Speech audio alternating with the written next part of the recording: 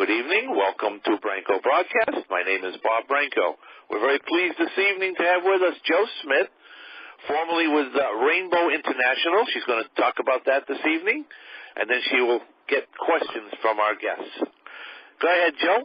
The floor is yours. Welcome.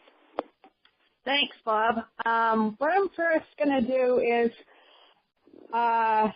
you may all be seated. Can you hear me? Yes. Yeah. We can hear you just fine, Jo. Okay. Yeah. All right. What I just did was, you guys have all heard of secret handshakes and knocks and stuff like that? Are you guys still? Oh, yes, you can't hear. You're on mute. So the thing is, Rainbow was started by a minister in Oklahoma. His name was Mark Sexton. And he started Rainbow because he was asked to start Rainbow because he had already started Demlay, which is for boys. So in 1922, he was commissioned to charter Rainbow Girls. So in that, when the first group of girls were only 177 girls in the group. There's a disclaimer there that I must tell you guys about, because people think that Masonic work is politically involved. Politically has to do with all political factions, which it doesn't. They have no political affiliation with any party of any kind. They might sponsor someone privately, might say they're for somebody, but it really is not in the teachings. Rainbow Girls themselves, we were very much a group that went pretty much by the golden rule. And we would have meetings. Yes, we had meetings in Masonic temples. And that was behind closed doors. So there were things that we couldn't talk about in those days. There are things I can tell you guys. But they very much now, the big thing is, the Shriners Children's Hospital, they're very much a part of that. And, there was a lot of learning on my end. We'd learn, ritual, like, how we'd learn plays at school. It was the same type of thing. And there were officers. It was very structured. But when we were outside of the Masonic Temple, it was not as structured. We did an awful lot of fundraisers, car washes. We did sub runs. We did any number of bake sales. The boys did sold Christmas trees. So if anybody has any questions, then I can tell you more. I have a question. Alan? Go ahead, Alan. A two-part question. How does Rainbow differ from Eastern Star? And do you have various degrees that you work towards, like Masons? Okay. First, Rainbow is the daughter of the Eastern Stars. We are the younger, you become a Rainbow. If you go into Rainbow, you are at the age of 12 until 20. And yes, and so that's the difference, is we're the daughters of the Eastern Star and the Masons. Yes, what was your second question? Degrees? Do you work towards degrees? Yes, we do. The way it works is in Rainbow, there they now call them stations. That's not what we call them, but they now call them stations. And you can go up as high as the highest office in Rainbow is we're the advisor. But we did have kind of like badges, like in Scouts, and you got one for service, you got one for friendship. They were, a little bit different because you were working towards a common goal, because in a way, you were trying to live by the golden rule, type of thing. Anybody else? Yeah, like in the Masons, the third degree is probably one of the more difficult ones to get through initially. Oh, absolutely. Did you have similar ones in the Rainbow? And then I'll be quiet. Rainbow doesn't. Don't worry. Rainbow doesn't do degrees like Masons. Star does. Star does the degrees. We didn't, because the time in Rainbow is so short. Because you go in at the age of 12 and you're out by 20. So we wouldn't have the time, because the degrees take 6 years. So you figure if you go in when you're 12 and you try to go through all the degrees, you wouldn't be mature enough to actually, do this stuff. And so it's not the way, we had degrees, but not like the Masons or Star. Does that answer your question, Alan? Yes, thank you. You're welcome. I got one. Yeah, hi, this is Mike. Go ahead, Mike. Okay, hi, this is Mike in Aventura, Florida. I was just wondering, are there any Rainbow groups in the South Florida area? Probably. They're all over the country. They're actually all over the world now, because when Reverend Sexton started them, it was the order of Rainbow for Girls. It didn't go international until the late 70s, because up until, I'd say, somewhere between 77 to 80, they were still the Order of Rainbow for Girls. And then they went international. And they're all over the country now. Does that answer your question? Yeah, and I have one more. Were you the only blind person in the local group, or were there any other blind There people? was one other, but we were in two different assemblies. In my assembly, I was in Weymouth, and there were two in our town. And there was another member of Perkins, Joyce Nadell, and she went to the other group, which was Wessagusset. And she was in that group. But we were the only two Perkins kids that were in Rainbow. Yeah, I had a friend of mine who lives in Weymouth who went to Perkins, John Christie. Yeah, I know John. Yeah. Oh, yeah, I know John. John and I are very good friends. Yeah, all of them. Okay, thank you. You're welcome. I have a question. Go ahead, Karen. This is Karen. I have a couple of questions. Now, the Masons, the Rainbow Girls, I seem to recall living in Weymouth that didn't the Rainbow Girls have camps during the summer? Yes, they did. They still do. The camp is down in Plymouth. The Rainbow camp is it's still operational. But another question I have, is the Rainbow Girls and the Masons, do they still have, I was told by my uncle who was a priest that the Masons had conflicts, or the Catholic Church had conflicts with the Masons. Is that still true? No. Catholics have been in Masons for, my friend Cheryl, her dad has been a Mason for 40 years. So I think the conflicts are long since over. Old. Maybe that was before Vatican II or something. Probably. Probably. Because I know my friend Cheryl's dad, Wally. Yeah, Wally's been very involved. in Masons. Now, is it more of a charitable group, like Yes, very Columbus? charitable. The monies that, see, we paid dues, and the dues that we paid for us using the Masonic Hall.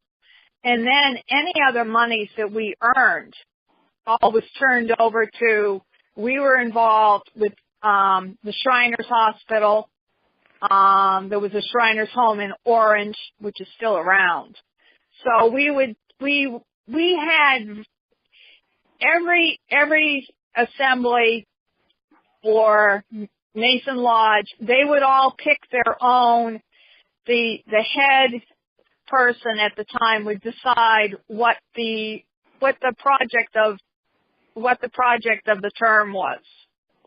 And the terms for Rainbow are shorter than Masons and Eastern Star, because the ones for the girls were only 4 month intervals. So it was every third. You know, we would switch off. Okay, they just switched off for the summer, and then in the fall they'll do their fall term, and it will end in January. Joe, may I ask you a question? Sure, Johnny. Tony. Yeah. Are you an Eastern Star now? No, I'm not. No, I'm not. No. I was just wondering. And no, I was I thought about it, and the Eastern Star down here is not as active as it was in Weymouth. And the thing is, some of the chapters, as they call them, have disbanded, and they've actually been sucked into other chapters. Oh, and were you accepted as a person with a visual impairment in Rainbow Girls? I gather that you were. Yes. There's no problem. They were actually very good to me. They understood that I had an eye problem, and they didn't care. The girls didn't care. The adults were more concerned than the girls. Oh, well, we don't know if she can do. And my friend would say, what do you mean? Joe can do it. She can do whatever we can do. Okay. So I got pulled into, there were times, if I had wanted to be a wallflower, it wouldn't have worked. Because when I went in, actually, I'd been in a couple of years, and this group came in, this family, the Orchid family, who I adored. And once I met them, there was no possibility that Joe was sitting, whether she wanted to or not. They would always pull me into whatever was going on. Come on, Joe, you can do it. Okay. If you say so. And I'd fall into line, whatever we were doing. You know, the girls pulled me into it. And I had an awful lot of, because I had my Rainbow friends and my Perkins friends. And I also had a Rainbow friend that was in Waltham. So I did stuff with her, too. That's great. I had anybody else? Yeah. Steve. Steve.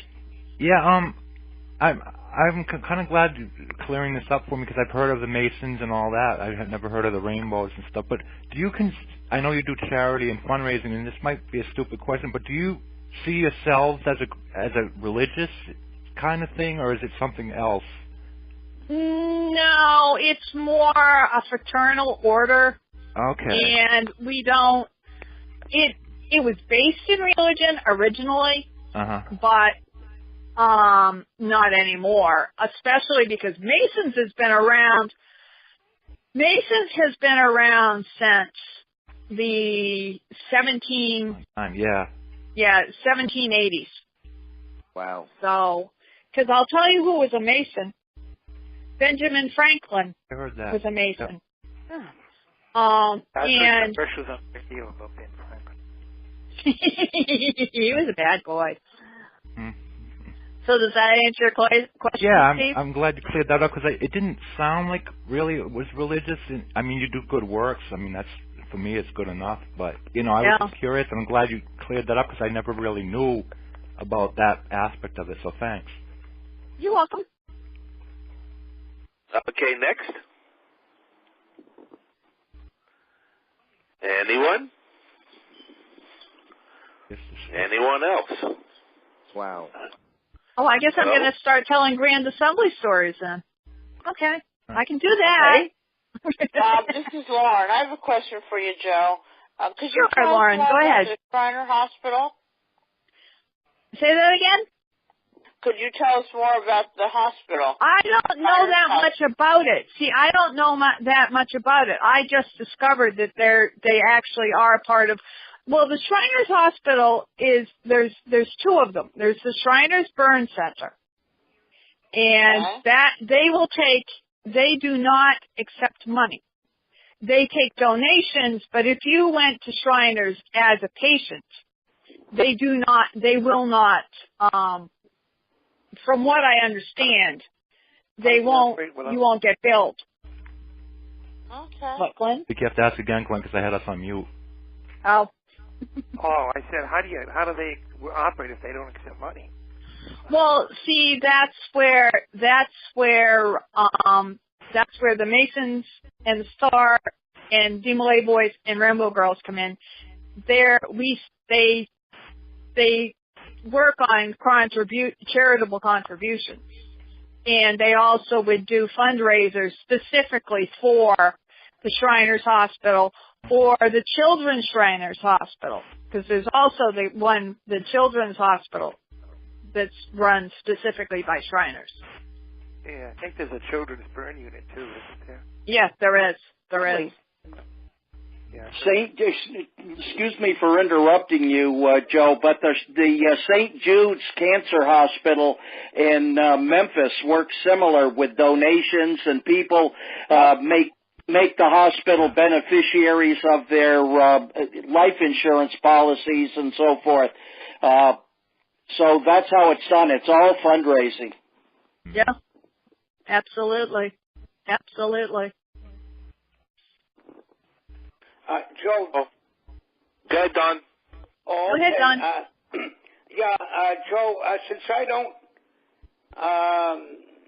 have a computer and I don't receive Bob's emails, as I understand it, Rainbow is a charitable organization. You receive donations and you help the needy. We don't. No, we don't. The way it's done is we had projects. The girls do projects, and they will pinpoint what exact project they're doing, and that money goes to charity. Rainbow doesn't accept money, except for the money that they get from the girls for their dues. Yeah. But okay, so what is your primary mission? Primary mission? That's a good one. That one I couldn't tell you. Well, actually, yes, I can. The primary mission is to make, they try to teach the girls to be able to function in the world and be responsible adults and to be good people. Does that help? Oh, yes, it does. Yes. Or is that little sign on my desk used to say, act like a lady? That's no. Well, no. When we were in 6th grade, I had a note on my desk because I didn't always walk very ladylike, and it kind of pulls into the Rainbow Parsonic because they try to get the girls to learn to be respectful young ladies, to go out into the society, into the world, and help their fellow man. And there were many times that when we would do a meeting, when the meeting would start, the one thing that Rainbow did do an awful lot of, there was an awful lot of pomp and circumstance. And an awful lot of marching. And if you weren't an officer or a member of the choir, you got to stay on the sidelines and didn't have to move. Could just stand there and watch everything go on. And the girls, the officers all wore white dresses, white gowns. And I have not been able to find out what the significance of the gowns were. That's purity. Yeah, you're right. So, but so that was one of the overtones of things. religiousness in there, but it's not. Could have been from the beginning, yeah. Yeah. But I don't. The one thing that they still insist on is they still have a dress code. Mm-hmm. They are still expected to dress like young ladies. No pants allowed. Absolutely no pants allowed. That was at all the meetings? At all the meetings, they are to dress as, you could wear skirts, dresses, but no pants. We, in my day, in the 70s, if you were an officer and went into the dressing room to change and put on a pair of jeans, you had a penalty to pay, and it was a quarter. Wow. Joe and Mary Donahue. Yes, Mary. Regarding your meetings, I guess I was thinking about this since I was a Lion at one time. We'd always start our meetings by ringing a bell, or the president ringing a bell. Did Rainbow ever start their meetings like that, or was it like we started our meetings with a gavel.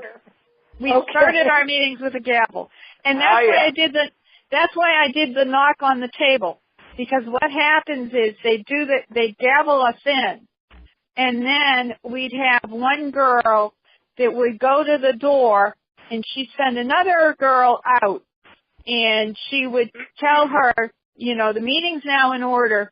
You protect this door until the meeting's over. A guard duty. And let me tell you, learning that ritual, doing it to a door was not fun, because that was one of the offices I had. And that's how I learned to do it, was so that I could project my voice. And in the time I was in, I had 4 speaking parts. Actually, I had 5. But my 5th speaking part was not scripted because I was the treasurer. My last year in Rainbow, I was the treasurer. And that is a voted office. Mm-hmm. And the offices that they had were the ones that were voted on was faith, hope, and charity, and were the, associate worthy advisor and worthy advisor. And sometimes, from what I was gleaning in the stuff I learned, not all of the girls go through all the way through with it, and sometimes they'll drop out before they've finished and gone all the way up. But I ran several times and never got elected, but that's okay. That's part of life. But when I ran for treasurer, I got it on the first ballot. Well, that's good. Are you still a member, Joe? No, I'm too old. I'm too old, Don. I didn't. What's the age limits? Maybe you said that at the beginning. Oh, no, I didn't. Thank you. I'm glad you brought that up. Okay. Okay. The way it works now, and I don't agree with it, but that's neither here nor there. Now they have what they call pledges, and they're very young kids.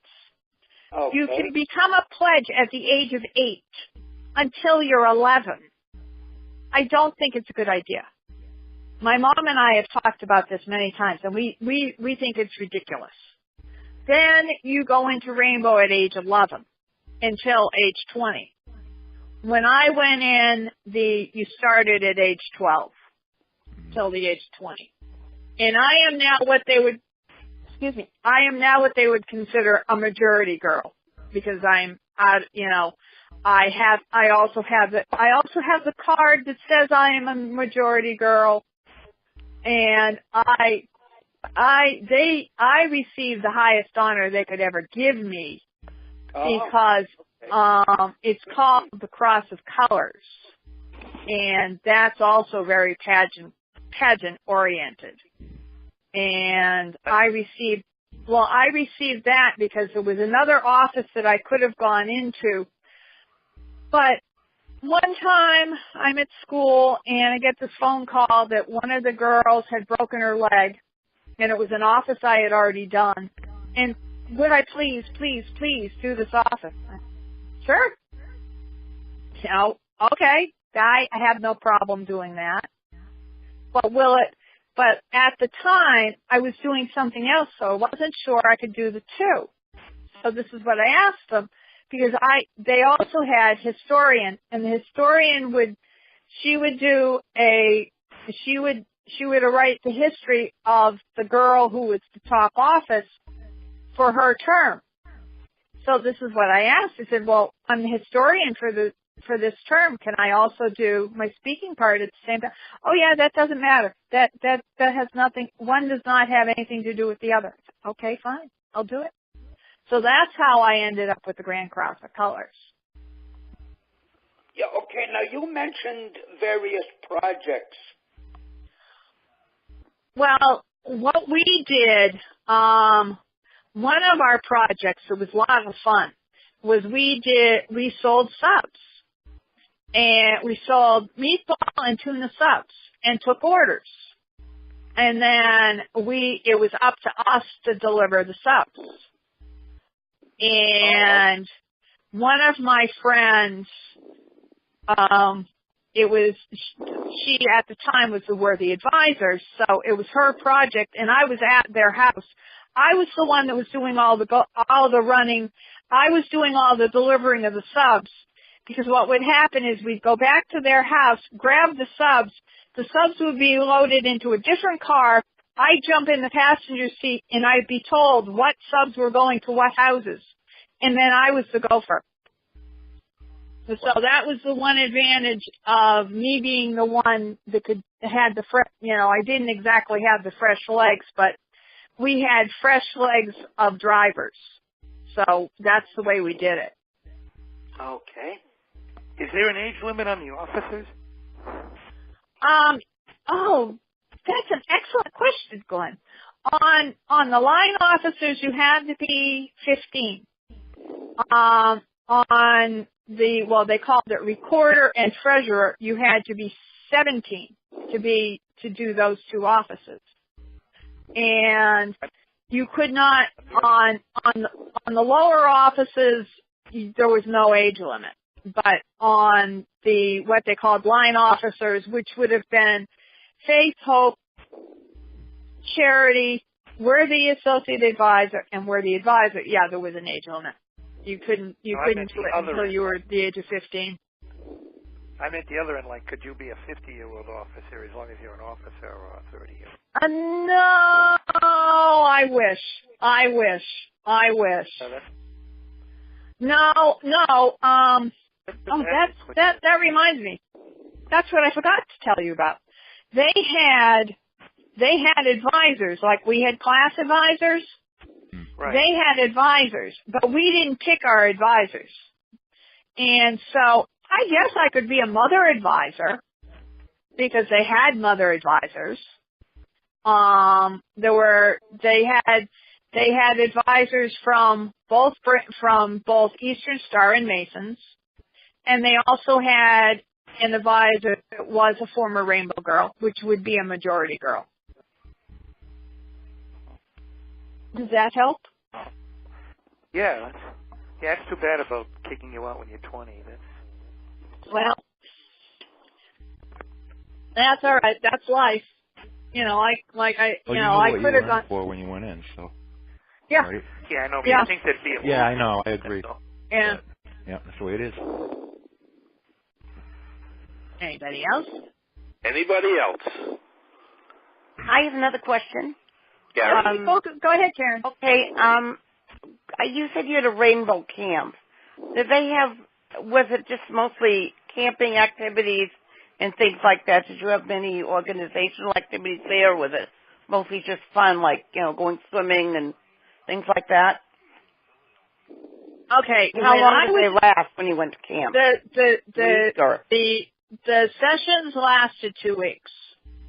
And I never went, but from what I heard, and I actually went to the camp looked like it would be an awful lot of fun. They had everything. They had archery, they had swimming. You could learn. They also had. You could learn how to cook. That was something that I thought that was interesting. That they did have cooking lessons for the girls to learn how to cook. But now what they do is they pull a little rainbow into the camp. They do what they call ritual contests. So you'd have to be a certain office and do the ritual with other girls. But they also had canoes. It was on a lake. It was on a lake. Oh. Where was it? And it was in North Plymouth. I want to say it was in North Plymouth, but don't. Yeah. So, because there was one time we went on what they call a mystery ride, and that's where we ended up. We ended up at the camp. And because they had just finished remodeling the camp, and they wanted us to see the camp before it opened for the summer. And the thing is, we did a lot of stuff. We did other stuff. Well, we also did expos. There was different expos going on. There was one in Weymouth in 75, and it was near the Navy Yard. And we were involved in selling. They had us selling tonic, and there were other booths, and we also sold tonic during the 4th of July parade, and the Demlay boys sold the hot dogs and the hamburgers.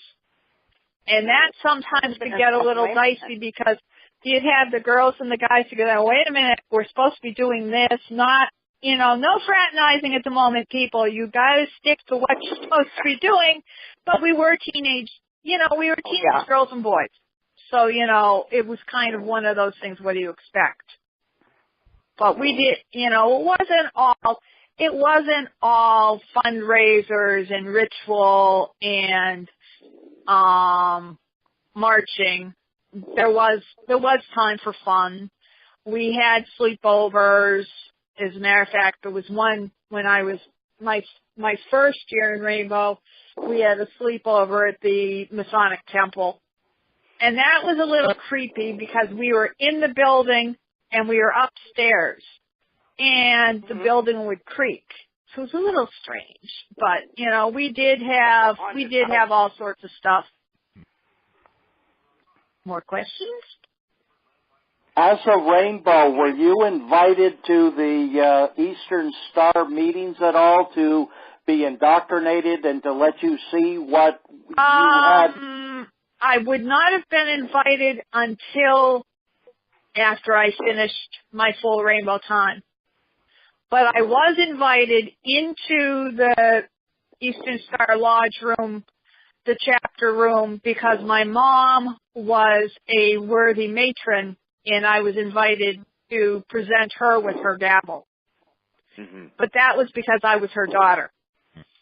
And I found that very exciting. Okay.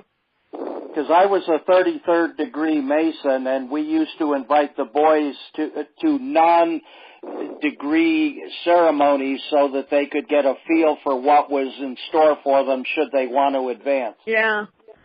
We weren't that, they might do that now. I would think it would be a great opportunity.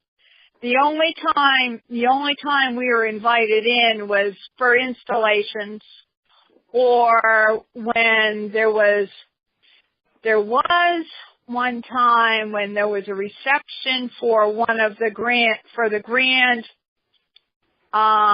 marshal and chaplain, and they happened to be part of the chapter that my mother was involved with, and so I was asked to be the keeper of her guest book for the evening. And the daughters of the two other people were keepers of the other two guest books. going back to the secrecy question, do you wear a special ring as a rainbow? Because as a Mason, for instance, we don't go out and just recruit. If people asked us about our ring, then we would discuss and invite them to come to a meeting and see what it was like at the and so forth. But they would have to inquire and ask, and then you would need so many to sponsor that individual. Did you have a ring that other young girls would have to inquire about your ring? They didn't, not so much that. It was usually, I did have a ring, but I never had anybody ask me about my ring. But, I would have been only too willing to tell them all about it. Yeah, but you didn't actually recruit. We didn't. They do now. I know they do now because I was reading something and they do recruit now. And that's probably the way they do it. But we didn't do it that way because the thing is, being the daughter of an Eastern Star, I knew about Rainbow and I knew I wanted in because there were things, I listened to my mother and I wasn't supposed to hear the ritual, but I hear it and I wanted in. I wanted in. You know, I knew I wanted in. Plus the fact, being the daughter of a former Rainbow girl, she told me about the things that they did, you know, when they'd go for the fun times that they had, so I wanted in. I wanted in the worst way. You know, what's that all about? I want that. And that's how I ended up going in. Was because... Donahue? Go ahead, Pete. Yeah, I got a question here. I know you're probably getting to the end of this, but if someone wants to get additional information about Rainbow, do you have any websites or other resources where someone can go get additional information? You can go to, the thing is, the only one that has a website is, believe it or not, Mississippi has a website for Rainbow. Massachusetts has a website. Well, Massachusetts and Mississippi have websites for both, actually for all four. Because I looked it up and I looked up Texas and Texas isn't involved. But I know that that there's Rainbow in the state. Wait a minute, it's not online then. Well, what I did was I just put in Massachusetts Rainbow. And it came up what I wanted. But that was out of trial and error. Mm-hmm. Texas has Rainbow here in San Antonio. I was able to verify that. Oh, I kind of figured there was. Did they have any Rainbow groups in Florida, do you know, Joe?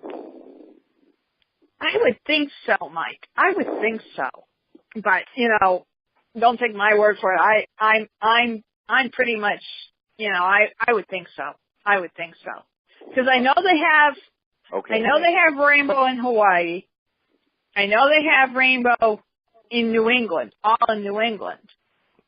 And they had Rainbow in New England when I was in Rainbow because there was one night we had a mother advisor from Maine. And she insisted on being introduced. And it really put me in a very awkward position.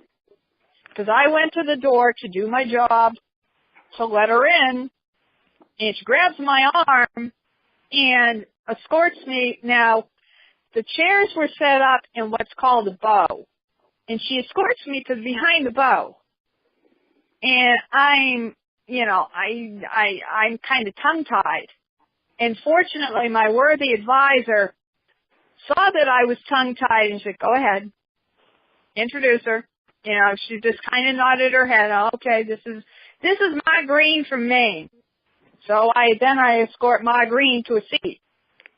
And after the meeting, I was told, you know, there was nothing else you could do because she kind of took over. Because usually when people would come in, we just let them in and they could go sit down. But she wanted everybody to know she was there.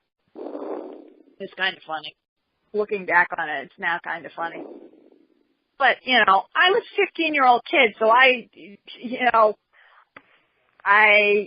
just did what I was told. And what age did you start? 12? Yeah, huh? What age did you start? I was 12 and a half. I was 12 and a half. Because, so you were Perkins. Yeah, I was at Perkins. Oh, yeah, I was at Perkins. Wow. Yeah, because I started in 69.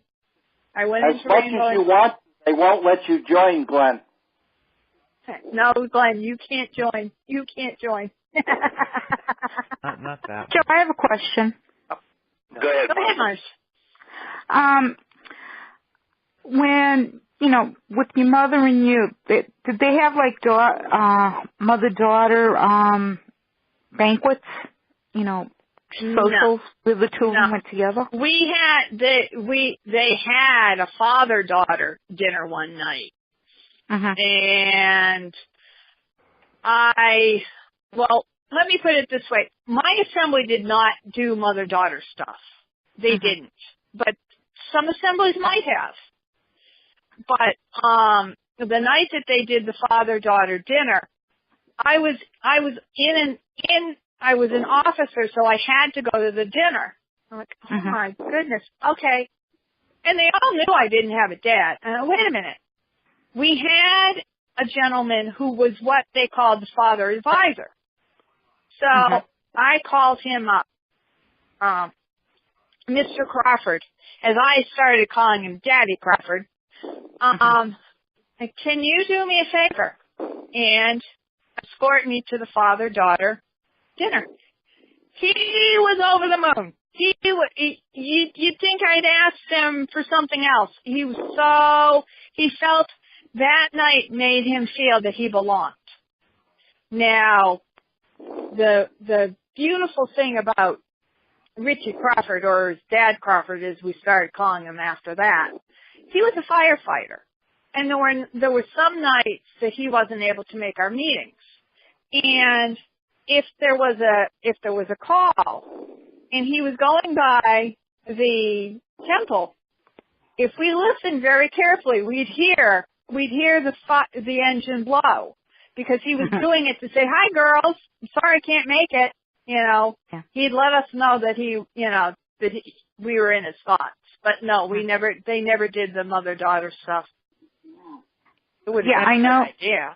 I know when my dad died, he was, he had the 33, he and my uncle both reached the 33rd. But when he died, the Masons came and they brought the lamb beforehand so he would be buried with the lamb. The lambskin, yeah. The lambskin, and also with the degree book. That's unusual. Yeah, which I didn't, I knew about the one, but I didn't know about the book. I was wondering if you had any idea. Not a clue. Ask Alan. Those Alan, things what do are you not know about usually that? talked about. That's what, Alan? I said those things are not usually talked about. No. Subject to those who have acquired that degree and their special ceremonies and their solemn ceremonies, and only those involved need to know. It's a need-to-know basis. Yeah. I know for the... They have for that, because you said the 33rd. Is that the top one, or? Yes. Okay. Yeah. That much I know. They worked with me for anything I needed for 2 years after his death. Is that usual? Yes, they adopt the daughter and they take the place of the father. Okay. Joe? Yeah. Yeah, how were you able to participate in Rainbow while you were at Perkins? I did it on Friday nights. There were times that I would disappear, but Friday nights it was the second and fourth Friday of the month. Okay. And it was well known that if I showed up to class and I was all dressed, now we by this time the girls could wear pants. I would always show up dressed, and everybody knew, oh, she's got rainbow tonight. Oh. Because Okay. I didn't feel comfortable, but I usually going down to the meetings, I would go straight from school down to the meetings. Yeah. So there would be no place. Well, I guess I could have changed at the Masonic Temple, but it was just easier for me to be dressed for the occasion. Yeah. And then there were times that my mother would come and get me because if there was something going on that I needed to be down in Weymouth, she would come and get me. And during our sophomore year, I was involved in a group that was the Demlay Rainbow Minstrel Show. And we performed 3 shows over a weekend. But, they knew that I wasn't just going off because I wanted to go off. But I would go down and I'd be back to school on Thursday morning. Oh, okay. Yeah, I have another very quick question. This may sound really off the beaten path, but here goes. I don't know if this organization even exists today, but years ago, I'm sure you folks have heard of the Campfire Girls. Yeah. Yeah. Yeah, is that anywhere similar No. to Rainbow or Mason? No, not at all. Not at all. Oh, no. We don't sit around campfires. We stay inside where it's warm. Yeah, I know. I know. But I kind of, I know. But I kind of thought it was a similar type of organization where they're structured and they do certain things. I didn't know. Oh. Peter Donahue? Campfire Girls are more Girl Scout oriented. Yeah, exactly. Okay. Okay, that answers that. Yeah, okay. Yeah. Okay, Peter? I was just going to follow on to that is that Campfire, what was Campfire Girls is now called Campfire, and they accept both boys and girls now. Co-ed. So that's an integrated organization. Oh, really? Yeah, co-ed. Oh, okay. Yeah. Yeah. Oh, that's interesting. Yeah. When did they go co-ed? In the 80s? I have no idea. I thought Peter might know. Yeah, he might. I don't know. Peter, One of the nice things also that Joe mentioned about being in the Shriners group as a Mason, you dress up as clowns, you have the little clown cars, so in all your community parades, you're driving around being stupid, having fun.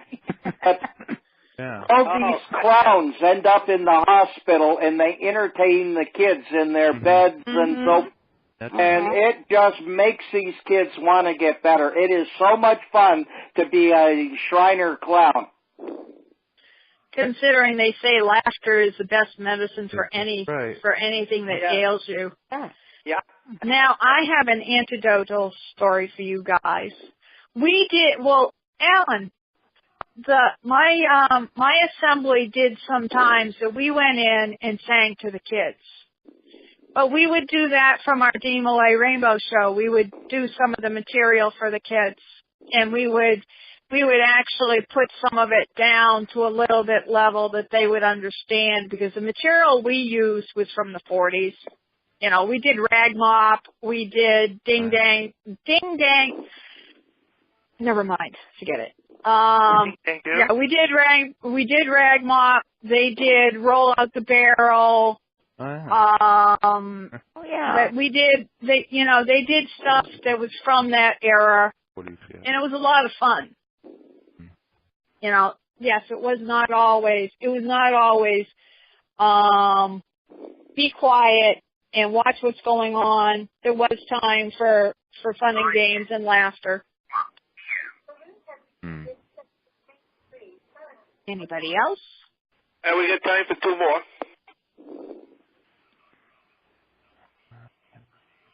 Yes, I have one. Go ahead, Mike. Are there many Jewish people in Rainbow? I don't know. Probably now, because when just as I was getting ready to leave Rainbow, they were opening it up to Catholic girls and Jewish girls because they felt that it was only fair. Because they felt that everybody believed in God, so bring them on in. That's what I was told. Does that include the Protestant? Yeah, it was originally Protestant. So, okay. So as long as, what is it? I have one question. As long as you believe in something, you can be, you can't be an atheist. As long as do you believe in the higher power? I don't anymore. In those days, if you did, that would have been fine. That would have been fine. Yeah. Okay, any more? This is your chance. Now or forever? I guess not. Be recorded. All right. Well, Joe, thank you very much. You've been very informative this evening about the subject. We appreciate your taking the time to be a guest. Now I'm going to take my bow. We can't see you, though. I know.